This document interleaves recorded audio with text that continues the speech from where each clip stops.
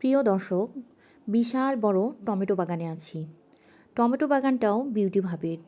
Beauty ভাবির পুরো family কৃষির উপর নির্ভরশীল।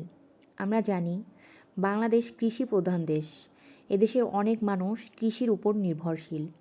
কৃষি ফলনশীল দেশে ভালো ফসল উৎপাদন হলে কৃষকের মুখে হাসি দেখা যায়।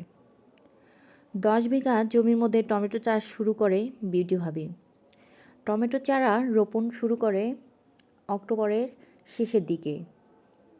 3 মাসের মধ্যে মোটামুটি ভালো ফলন এসেছে টমেটো গাছে। কিন্তু তারপরেও বিউটি ভাবি খুব দুঃখের সাথে বললেন, আপু 5 বিঘা জমির একটা টমেটো ক্ষেত পুরোটাই নষ্ট হয়ে গেছে, বীজের দামটাও ওঠাতে পারিনি। এই ক্ষেতের টমেটো হারভেস্ট করে পাইকারি দরে বিভিন্ন বাজারে নিজেদের টাকা খরচ করে পৌঁছে দেয়। তারপরেও 30 থেকে 35 টাকা কেজি হিসাবেও পায় না।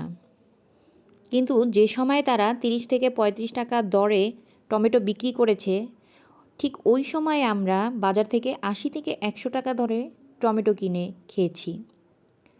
খুব কষ্ট নিয়ে আমার কাছে বললেন, যদি দামটা একটু ভালো পেতাম, আমার পরিবারে একটু ভালো রাখতে পারতাম। আমাদের কৃষক ভাইয়েরা এখনও বিভিন্ন সিন্ডিকেটের কাছে অসহায়।